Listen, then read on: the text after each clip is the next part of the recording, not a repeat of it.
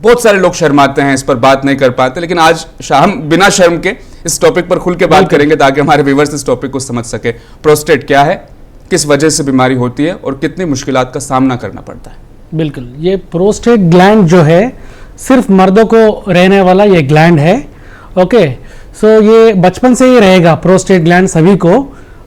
सो prostate gland का location कहाँ है जानने के लिए, ये पेशाब का थैली जो यूरिनरी ब्लैडर है उसके ठीक दरवाजे के ऊपर रहता है ये prostate gland. We call it bladder outlet.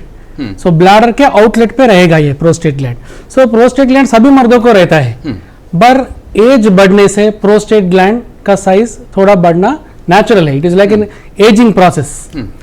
तो 50 इयर्स के बाद ये प्रोस्टेट ग्लैंड बढ़ने से वो पेशाब के रास्ते में थोड़ा रुकावट डालने का चांसेस है।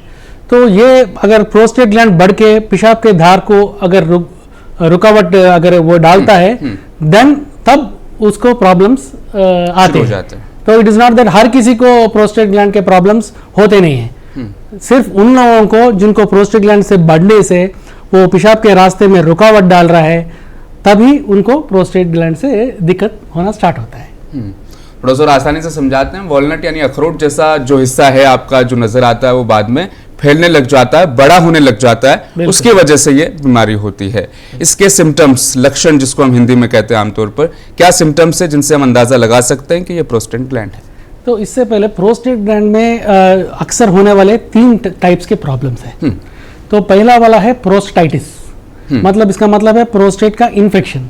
ये किसी भी एज में हो सकता है, यंग एज में भी हो सकता है, या एज से कोई मतलब नहीं है, किसी को भी हो सकता है। अदर वन है BPH, बिनाइन प्रोस्टेटिक हाइपरप्लेशिया। ये जो है एक कॉमन प्रोस्टेट प्रॉब्लम जो बोलते हैं, एज से बढ़ने वाला प्रोस्टेट प्रॉब्लम है।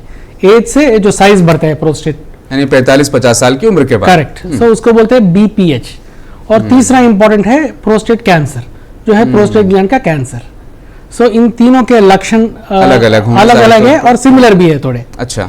तो मोस्ट कॉमन थिंग अपन डिस्कस करेंगे, विच इज BPH, मतलब एज से बढ़ने वाला प्रोस्टेट ग्लैंड। तो उनके मेन सिम्टम्स दो उसमें क्लासिफाई कर सकते हैं अपन। तो obstructive symptoms and irritative symptoms. तो ऑब्स्ट्रक्टिव सिम्टम्स जो है आप समझ सकते हैं नाम के हिसाब से, विच इज कॉजिंग ऑब्स्ट्रक्शन। तो पेशाब का धार जो है थोड़ा फोर्स कम हो जाना, पतला हो जाना, या पेशाब के लिए बहुत ज्यादा जोर देना पड़ रहा है। ओके, जलन भी होती है इसमें? जलन भी हो सकता है अगर इन्फेक्शन उसके साथ है तो ये सब ऑब्स्ट्रक्टिव सिम्टम्स है। इरिटेटिव सिम्टम्स क्या है, मतलब फ्रीक्वेंसी, मतलब बार बार जो है टॉयलेट को जाना पड़ रहा है।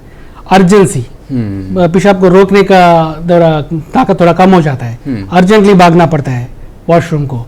और नॉक्ट्यूरिया बोलते हैं, मतलब रात में बहुत बार यूरिन के लिए उठना पड़ता है। ये सब इरिटेटिव सिम्टम्स है। तो ऑब्स्ट्रक्टिव इरिटेटिव सिम्टम्स ये कॉमन सिम्टम्स है। ये BPH में यही सिम्टम्स कैंसर प्रोस्टेट में भी हो सकते हैं, वेरी सिमिलर सिम्टम्स। तो कैसा एक पेशेंट डिफरेंशिएट करे इनको? तो अगर कोई पेशेंट ये सिम्टम्स एक्सपीरियंस कर रहा है, तो first thing is he has to go to urologist. Urologist के पास जाके बेसिक यूरोलॉजिकल चेकअप करवाना है। तो बेसिक यूरोलॉजिकल चेकअप में एक फिजिकल एग्जामिनेशन रहता है, पहले हिस्ट्री लेने के बाद एक फिजिकल एग्जामिनेशन करते हैं। उसमें एक डिजिटल रेक्टल एग्जामिनेशन बोल के भी रहता है, which is just touching the prostate and seeing how it feels, कैसा महसूस हो रहा है प्रोस्टेट। उसके साथ सीरम PSA बोल के एक टेस्ट करते हैं, ब्लड टेस्ट छोटा सा। ओके, उसके बाद यूरिन फ्लो मेजर करते हैं, यूरोफ्लोमेट्री। और उसके साथ पोस्ट वॉइड रेसिडुअल देखते हैं, मतलब यूरिन पास करने के बाद कितना यूरिन अंदर बच जा रहा है, वेरी इंपॉर्टेंट। तो ये बेसिक टेस्ट से करते हैं, उससे अंदाजा लगा सकते हैं कि ये BPH है या कुछ और है, कैंसर प्रोस्टेट है। अच्छा, ये सारे सिम्टम्स आपने हमें बताए हैं जो कि प्रोस्टेट ग्लैंड के सिम्टम्स हैं। बहुत सारे ऐसे सिम्टम्स भी होते हैं हम सोचते हैं कि प्रोस्टेट ग्लैंड है, लेकिन वो नहीं है। करेक्ट, यहाँ हमें कंफ्यूजन होती है, उनके बारे में जरा बताइएगा। Generally usually 50 years above people, अगर उनको रात में ज्यादा बार उठना पड़ रहा है या क्या अर्जेंट आ रहा है पेशाब, तो फर्स्ट थिंग ये सोचते हैं कि ये मुझे डायबिटीज की वजह से हो रहा है। और थोड़े लोग सोचते हैं कि ये एज के वजह से कॉमन है, तो ये लोग सोचते ही नहीं कि ये कुछ प्रॉब्लम है। ओके, ये प्रोस्टेट प्रॉब्लम एक ऐसा चीज है जिसको कितना अर्ली सॉल्व कर लिए तो उतना लॉन्ग टर्म में उतना यूजफुल है। सो सिमिलर प्रॉब्लम्स के लिए वो सोचते हैं कि कुछ और हो सकता है, नेचुरल है एज के वजह से, बट कोई भी अगर यूरिन प्रॉब्लम है तो they have to approach a doctor. और कुछ लोग ना शर्म से, झिझक से भी नहीं बताते हैं कि कुछ ऐसा हो रहा है। बेसिकली बहुत लोग सोचते हैं कि मुझे ये प्रॉब्लम 10 साल से है, लेकिन ये बताने में बच्चों को शर्म आ रही है, और वैसा बहुत लोग अवॉइड कर देते हैं, देखेंगे कम होता है शायद बोल के। अच्छा, धीरे धीरे ये कितनी बड़ी मुसीबत बन जाती है। हम स्टार्टिंग में नजरअंदाज यानी इग्नोर करना शुरू कर देते हैं कि शायद कुछ है नहीं, फिर आहिस्ता आहिस्ता 5 साल 6 साल का वक्त बीतता है, उसके बाद ये कितनी बड़ी प्रॉब्लम हो जाती है, और फिर ट्रीटमेंट में कितनी मुश्किलें आती है। करेक्ट। तो ये पूरा डिस्कशन करने का मतलब ये वही टू प्रिवेंट कॉम्प्लिकेशंस। ये प्रोस्टेट एक ऐसा चीज है जिसका सिम्टम्स जो है क्यों नजरअंदाज करते हैं, ये ग्रेजुअली डेवलप होते हैं। ये जो पेशाब का धार जो है कम होने वाला एक दिन में नहीं होता है, ओवर ईयर्स होता है। तो वो लोग कैच नहीं करते कि ये प्रॉब्लम है, वो स्लोली डेवलप होता है ये प्रॉब्लम्स।